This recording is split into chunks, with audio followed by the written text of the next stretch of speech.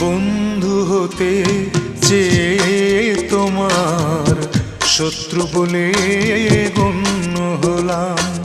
বন্ধু হতে চেয়ে তোমার শত্রু বলে গণ্য হলাম। তবু একটা কিছু হয়েছি যে তাতেই আমি ধন্য হলাম। বন্ধু হতে চেয়ে তোমার শত্রু বলে